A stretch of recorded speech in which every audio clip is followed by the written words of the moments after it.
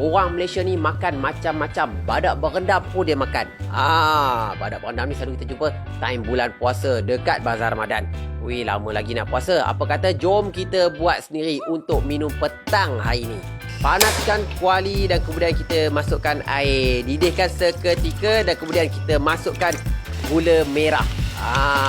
Dan kemudian kita boleh masukkan sedikit gula Melaka. Kacau sampai gula tu sebati. Agak-agak dah macam gitu dah. Kita boleh tambahkan dengan sehelai daun pandan yang telah disimpul. Bukan apa, ni untuk menaikkan lagi bau-bau aroma dekat gula tu. Dah cair elok dah kita punya air gula Melaka tu. Kita ambil daun pandan tu, kita buangkan lah. Tak nak pakai daun pandan, semak je nanti tu. Sambil duk didih air gula tu, kita boleh tambahkan ni dia, kelapa kering rasaku. Satu paket dah cukup dah. Jangan banyak-banyak sangat. Kita nak buat dia punya inti badak berendam tu. Dekat sini ambil proses agak lama. Sebab apa? Kita nak kacau dia sampai betul-betul kelapa kering tu serap semua air gula tu. Dah kering elok dah macam gitu. Dah boleh angkat dan sejukkan dah. Dan ambil satu lagi kuali besar macam tu. Kita masukkan ni dia, santan kelapa rasaku. Agak-agak setengah kotak besar dah cukup kot rasanya.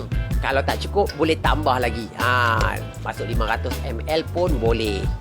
Nyalakan api dan kemudian kita boleh tambahkan sedikit tepung jagung untuk pekatkan kita punya kuah santan tu. Kita nak buat kuah santannya agak-agak pekat tu. Dan tambahkan sedikit garam untuk menaikkan lemak-lemak dia tu. Kuah santan ni kena selalu kacau. Kalau tak nanti dia berketul. Dah kacau elok macam gitu dah. Kita boleh tambahkan simpulan daun pandan. Selai pun dah cukup dah. Jangan banyak sangat, nanti jadi wangi terlebih pula. Kuah santan pun dah siap dan kemudian kita nak buat badak berendam lah. Sediakan satu mangkuk besar macam tu. Lepas tu kita masukkan lebih kurang dalam 2 cawan tepung pulut. Dengar betul-betul? Tepung pulut, bukan tepung beras, bukan tepung gandum. Masukkan juga 1 sudu garam untuk menaikkan lagi lemak-lemak masin dia tu. Dan kemudian kita boleh tambahkan dengan sedikit air secukupnya untuk kita uli-uli ataupun kepal dia tu nanti.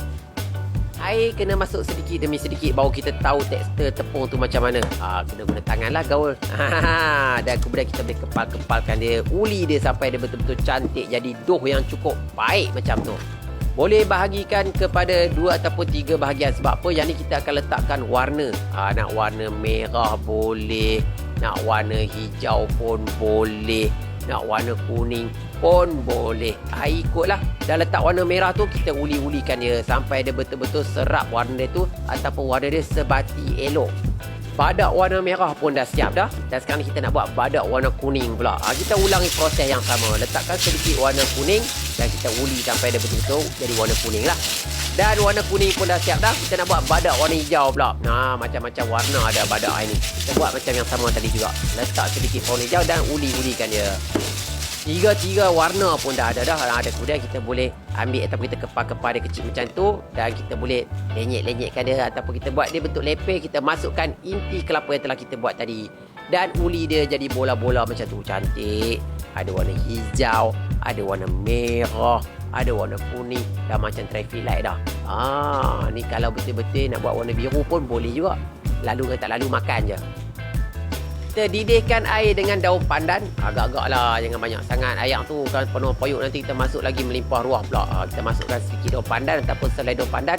Kita nak rebus kita punya badak dia tu, biar dia mandi yang hangat dulu. Dan kemudian kita boleh rebus, masukkan ke semua sekali. Nampak warna dia hijau, merah, kuning. Ni dia traffic light dalam periuk. Jarang-jarang kita jumpa.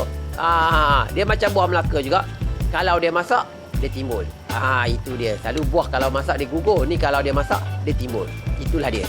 Dah rebus baik dah macam tu. Nampak yang timbul-timbul tu dah mula masak lah. Kita boleh angkat dan toskan air dia. Cantik. Ada bola-bola warna-warni pula tu. Dan kemudian kita boleh tuangkan kuah santan yang telah kita buat tadi tu. Cukup menarik. Ni kalau kat kedai betul-betul macam ni, kenalah RM4-5 semangkuk. Ada sikit je, kecil-kecil je. Buat sendiri lebih puas hati. Berita baik untuk anda semua. Sekarang ni Rasaku ada 2 pack bundle yang cukup menarik untuk anda semua miliki.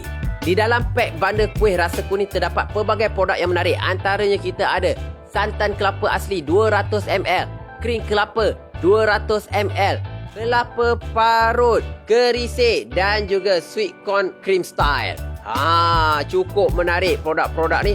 sesuai digunakan untuk buat kuih muih dan juga pencuci mulut. Boleh dapatkan di Shopee Rasaku sekarang juga.